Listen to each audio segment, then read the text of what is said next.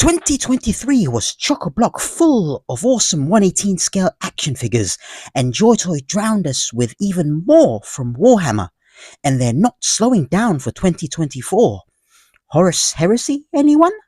So it's forced my hand to make a top 10 best from Joytoy's Warhammer line. Shut up and sit down. Hey you Skellywags, I hope you all enjoyed the Christmas holidays and I wish you all the very best for 2024. As I continue to tinker with the very best of all 1/18 scale action figures of 2023, this is my Warhammer specific list. At the time of this recording, I've yet to get Lionel Johnson, so as awesome as he looks, I can't logically include him without having him in hand. Just to remind you, this is my subjective action figure list with the emphasis on action with a couple of exceptions. So let's count down to number 1.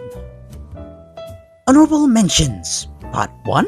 I know, there are so many great releases that there are 2 parts of my honorable mentions.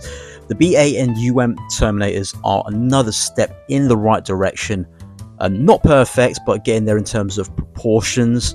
The UM one specifically has some awesome weaponry.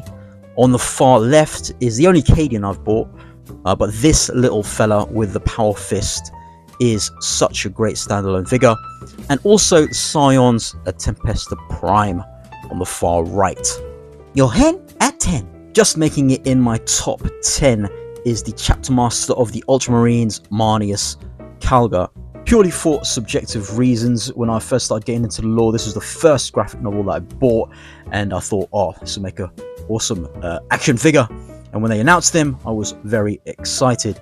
Not the best. They could do with making his chest a bit bigger and bigger all around, but otherwise he just had to appear on my list as it was one I was really looking forward to. Load of flaws, quite wonky, but here he is in all his chunky badassery-ness. Looking fine, number 9. Somewhat dated now in terms of what Joytoy are doing with figures in Terminator armor is Grandmaster Voldus from the Grey Knights. Last year there were some of the best looking figures, and Voldus is no exception. On top of that, his head sculpt is one of the best of 2023. Don't hate, number 8. Although he has limitations with his elbow and knee articulation, the Chapter Master of Ravengard, Kyvan Shrike, ends up being one of the most dynamic Warhammer figures of 2023.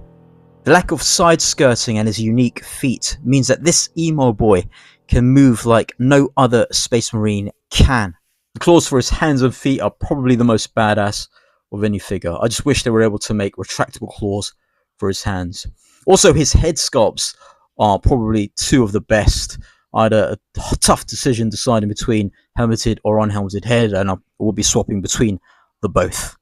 Not heaven, but 7. Although some may feel the lack of design on the chest of the Black Templar's Emperor's Champion may make him look a bit plain, to me this is the most grimdark design Joytoy have released.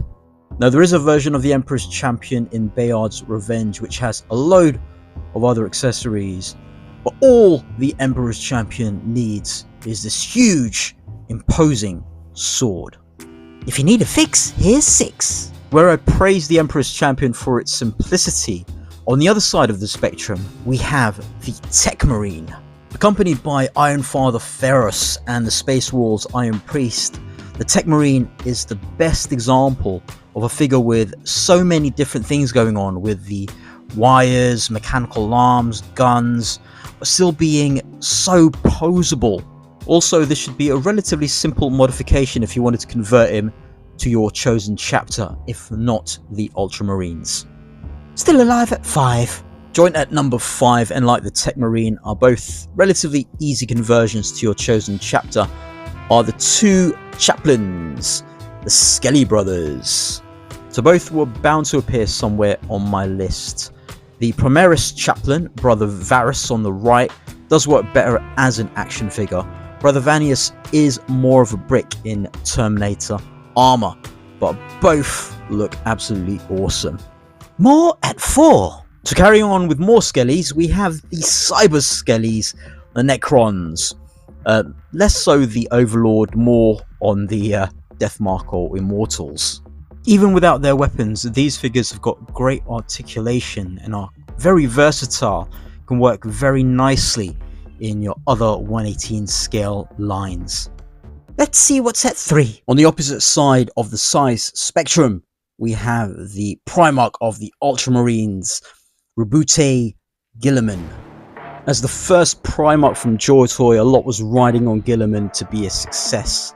So this means that they had to engineer him in a way that's different to what we got from your normal Space Marine, as he is a figure that's larger than any of the figures we've seen in this list.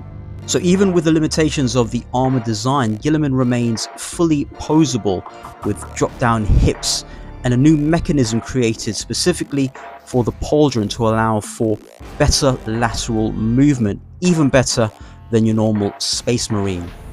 Overall, this huge imposing figure is a great start for the Primarchs.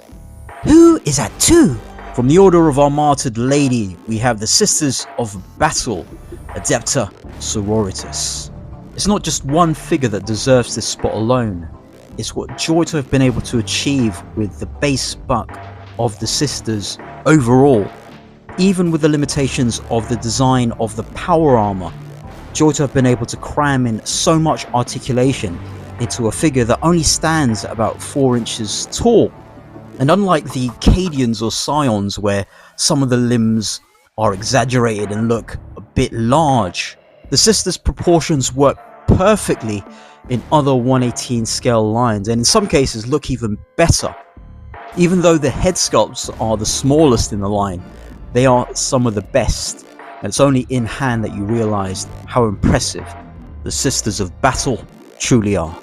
Honourable Mentions Part 2. So this is the last part of my honourable mentions, and I had to include these figures as these have been on my desk for the best part of since they were released, really, with Adrax Agatoni on the far left, Mephiston, Ultramarines Gravis Captain, the new one, Lazarus with a custom hood, the Sorcerer, Chaos Sorcerer in Terminator armor, and the Custodes. I prefer these guys over the Terminator armor ones as they're more posable. These figures just missed out on the top 10. Fun at 1. From the Space Wolves in Terminator armor is the huge man mountain, Aryak Rockfist. Even though Aryak is big and bulky, he is one of the most posable Warhammer action figures to date. Aryak's sculpt and accessories are all brand new and unique to him. I absolutely love all the small details on this figure, including the battle damage for the armor, the separate necklace and the wires. What's most impressive is the plastic used on the loincloth is the softest I've felt that Joytoy have used for any action figure that I've had of theirs previously. And one thing that isn't even really noted in the marketing is the use of metal joints for his drop down hips and his feet, which Guilliman doesn't even have. And he's a fraction of the price, about half the price of Guilliman, and less than some Acid Rain figures. On top of that, he's a beautiful bastard. The head sculpt is one of the best that Joytoy have done for any of their figure lines. Full disclosure, I am partial to a Space Wolf, but even if I wasn't, Aryak Rockfist would still be my number 1 figure. So there you have it. This has been my top 10 best Warhammer figures of 2023. Let me know in the comments if you agree with mine, or if you don't, let me know what yours are. Let's discuss. I'm working on my best 118 scale action figures of the year out of everything, so look out for that. It's going to be a difficult one. If you want to get discounts on Warhammer Joytoy figures, check my link in the description for affiliates and discount off, things like that. If you like this video, click the thumbs up. For more content, subscribe, and I'll scale you later.